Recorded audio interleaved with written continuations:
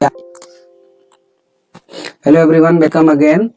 तो जैसा कि हमने पार्लियामेंट शुरू किया था, जिसमें पार्लियामेंट के 3 पार्ट्स होते हैं, राज्यसभा, लोकसभा और प्रेसिडेंट। तो राज्यसभा को हम लोगों ने पढ़ लिया था। तो आज हम लोग शुरू करते हैं लोकसभा। तो आइए हम शुरू करते हैं। तो लोकसभा को जो है आर्टिकल जो है 81 में जो है एक लोकसभा की बात कही गई है। तो आइए हम इसका सबसे पहले स्ट्रक्चर समझते हैं। तो लोकसभा में जो मैक्सिमम मेंबर हो सकते हैं 552 हो सकते हैं, जिसमें से 530 मेंबर्स जो है स्टेट से आएंगे, 20 यूनियन टेरिटरी से आएंगे और 2 मेंबर जो है एंग्लो इंडियन से आएंगे। ठीक है। तो अब प्रेजेंट टाइम में जो है ये मेंबर जो 545 हैं, इसमें 543 जो है स्टेट से आ रहे हैं और 30 यूनियन टेरिटरी से आ रहे हैं और 2 मेंबर जो है एंग्लो इंडियन से आ रहे हैं। तो यहाँ पर एंग्लो इंडियन की बात है। तो एंग्लो इंडियन कौन होते हैं? इसको हम हिंदी में आंग्ल भारतीय कहते हैं। ऐसे जो है अंग्रेज जब देश आजाद नहीं हुआ था, उसके पहले से बहुत से यूरोपियन जो है भारत में बस गए थे। तो जो है इंडियन जो है विमन से उन्होंने मैरिज किए थी, तो उनके जो डिसेंडेंट है वो आंग्ल भारतीय या एंग्लो इंडियन कहलाए। तो राष्ट्रपति को अधिकार है कि लोकसभा में 2 मेंबर को जो है एंग्लो इंडियन से जो है वो जो है नॉमिनेट करे, ये पावर उनको है। तो प्रेजेंट टाइम में 543 मेंबर स्टेट से आ रहे हैं, 13 यूनियन टेरिटरी से और 2 जो है एंग्लो इंडियन से आ रहे हैं। लेकिन अब इस वक्त जो है एंग्लो इंडियन की संख्या भारत में बहुत कम रह गई है।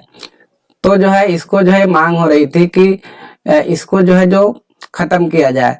तो 104 जो है कॉन्स्टिट्यूशनल अमेंडमेंट के द्वारा जो है इसको जो है डिसकंटिन्यू कर दिया गया है। तो प्रेजेंट टाइम में हमारे पास जो लोकसभा में मेंबर हैं वो 543 मेंबर्स हैं प्रेजेंट टाइम में।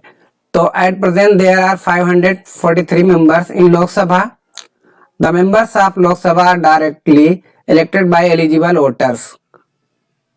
तो जो मेंबर्स ऑफ लोकसभा है वो डायरेक्टली जो है जनता के द्वारा इलेक्ट किए जाते हैं। एलिजिबल वोटर्स क्या होता है? यूनिवर्सल एडल्ट फ्रेंचाइज होता है, यानी कि person who is completed 18 years of age is called universal adult franchise.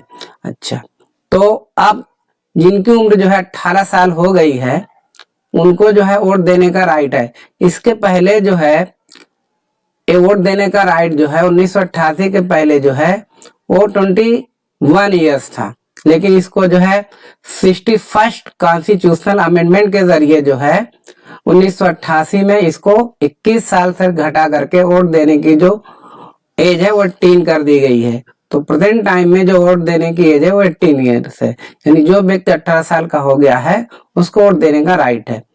तो लोकसभा के मेंबर जो है डायरेक्टली जो है वो जो है जनता के द्वारा इलेक्ट किए जाते हैं। The normal life of every Lok Sabha is 5 year, यानी लोकसभा का जो टर्म होता है 5 साल का होता है। After 5 year the terms of all elected representative come to an end, यानी 5 साल के बाद जो इलेक्टेड रिप्रेजेंटेटिव होते हैं उनका कार्यकाल यानी टर्म खत्म हो जाता है और Lok Sabha stand to dissolve, Lok Sabha को भंग कर दिया जाता है। आइए इसके क्वालिफिकेशन देखते हैं कि लोकसभा का मेंबर बनने के लिए क्या उसकी क्वालिफिकेशन है।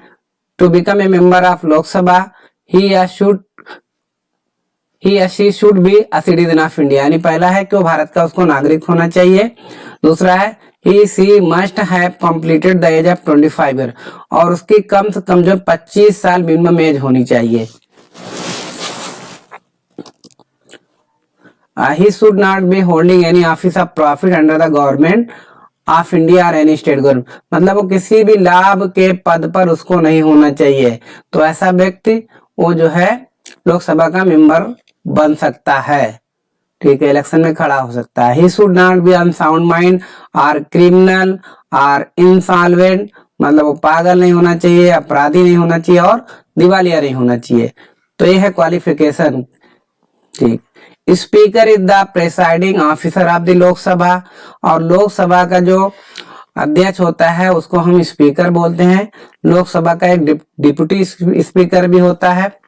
ठीक है, तो ये है लोकसभा के बारे में। अब हम जानना चाहेंगे कि लोकसभा और राज्यसभा में से कौन सा ज्यादा पावरफुल है? Which of the two house is more powerful? कौन सा हाउस जो है ज्यादा पावरफुल है, लोकसभा या राज्यसभा? तो the Lok Sabha exercise more power than the Rajya Sabha, यानी कि लोकसभा जो है राज्यसभा से ज्यादा पावरफुल है। कैसे है? जैसे कि कोई भी जो ऑर्डिनरी लॉ है need to be pass both the houses, कोई भी जो है साधारण जो लॉ होता है या बिल होता है उसको जो है दोनों हाउस के से पास होने की जरूरत पड़ती है। ठीक है, तो अब अगर जो है कोई भी ऑर्डिनरी लॉ है उसको पहले मान लीजिए हम किसी भी हाउस में उसको जो है इंट्रोड्यूस कर सकते हैं, यानी कोई भी जो अगर साधारण जो बिल है उसको हम लोकसभा में पेश करें या राज्यसभा में पेश करें, किसी भी में पेश कर सकते हैं। ठीक है, तो उसको दोनों हाउस से पास होने की जरूरत होती है। ठीक है, अगर दोनों हाउस में कोई डिफरेंस होगा, मतभेद आ जाता है, लोकसभा और राज्यसभा में बिल को लेकर के कोई मतभेद आपस में पैदा हो जाता है, तो दोनों हाउस की ज्वाइंट सेशन होता है, यानी दोनों हाउस जो है मिल बैठ करके बिल को पास करते हैं। और ऐसे में आप जानते हैं कि लोकसभा में 543 प्रेजेंट टाइम में मेंबर है और लोकसभा में 543 मेंबर्स होते हैं, जबकि राज्यसभा में 245 मेंबर्स होते हैं। तो लोकसभा में जो है मेंबर ज्यादा होने की वजह से उनका जो व्यू है वो राज्यसभा के मेंबरों पर डोमिनेट कर जाएगा, तो इससे पता चलता है लोकसभा का ज्यादा पावर है। इसी तरीके से दूसरा है the Lok Sabha exercise more power in money matter, कोई भी मनी बिल है, ठीक है, यानी कि जो पैसे का लेन देन की बिल है उसको सिर्फ पहले जो है लोकसभा में जो इंट्रोड्यूस किया जाता है, यानी कि मनी बिल को सबसे पहले वो जो है लोकसभा में इंट्रोड्यूस किया जाता है, फिर जब लोकसभा में वो पास हो जाती है बिल तो राज्यसभा में जाती है। ठीक है, अगर राज्यसभा को उस बिल पर कोई आपत्ति है, ठीक है, तो उसमें सजेशन दे सकता है कि इसको चेंज कर दे, लेकिन राज्यसभा को पावर नहीं है कि उस बिल को कैंसिल कर दे।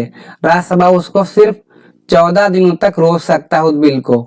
अगर 14 दिनों के बाद अगर वो बिल अपने आप जो है वो पास हो जाती है, ठीक है, तो राज्यसभा को जो है उस बिल को कैंसिल करने का पावर नहीं होता। इससे पता चलता है कि मनी मैटर में भी लोकसभा को ज्यादा पावर है। तो इस तरीके से हम कह सकते हैं कि लोकसभा को जो है राज्यसभा से ज्यादा पावर है।